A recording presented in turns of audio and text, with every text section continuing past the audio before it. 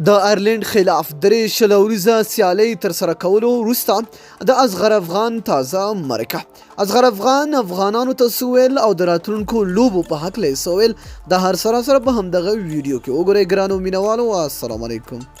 افغانستان کرکټ ملي لوبډله چې د هند په ګریټر نویډا میدان کې د آیرلینډ خلاف درې شل اوریزې سیالۍ ترسره کړې چې د درې شل اوریزو لوبو لړۍ 1-2 پای ته ورسوله.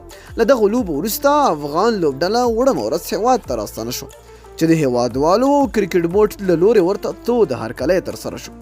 د یادونو دا چې د هرکلی ترسره کولو وروسته د افغانستان کرکټ بورډ له لورې غونډه پلان شوې چې پکې ملي لوبغاړو او د کرکټ بورډ نورو غړو شتون درلود. د غونډې پیل د قرآن کریم پر مبارکو آیتونو وشو چې له دې وروسته بیا د کرکټ بورډ اجرایي رئیس لطف الله ستانکزی په دغه غونډه کې خپل د مبارکۍ پیغام وړاندې کړ او پر خبره یې چې افغان لوبډله د آیرلینډ پر وړاندې ښه وځلېده. کرکټ بورډ د لطف الله ستانکزي له خولې لیکي افغان لوبغاړي د اماراتو له تمریناتي او روزنیز کیمپ وروسته دا د ډېره ښه وځلېد او هیله ده چې دوی همدا ډول بریاو او ویاړونو ته دوام ورکړي او د نړیوال جام لوبو او د آسیا جام لوبو کې هم ښه وځلېږي. د کرکټ بورډ څخه په خپره شوې خبرپاڼه کې راغلي دي چې ستانکزی د یادو لوبو مالي ملاتړ کوونکو څخه هم مننه وکړه او زیاته کړه. د افغانستان له اسلامي بانک، کامیر هوایي شرکت او د کاردان له پوهنتون ډیره مننه چې په دغو سیالیو کې په بیلابیلو برخو کې له ملي لوبډلې مالي ملاتړ وکړ.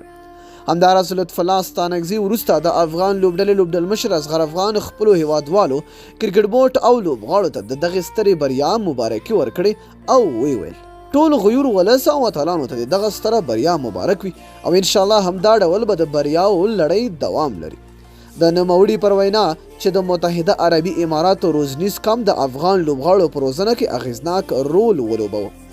د افغان پر وینا چې له دې وروسته به په کابل او سویلي افریقا کې هم تمریناتي کمپونه ترسره کړو چې له دغو تمریناتو څخه یې موخه راتلونکي آسیا جام لوبو او نړیوال جام لوبو ته چمتووالی دی. نو ډېره زیاته مینه او مننه چې ویډیو مو راسره ولیدله. که ویډیو مو خوښه شوې وي حتما یې درسره لایک کړئ. تر بیا بلې ویډیو د الله په امان په دعاګانو کې مې یاد ساتئ.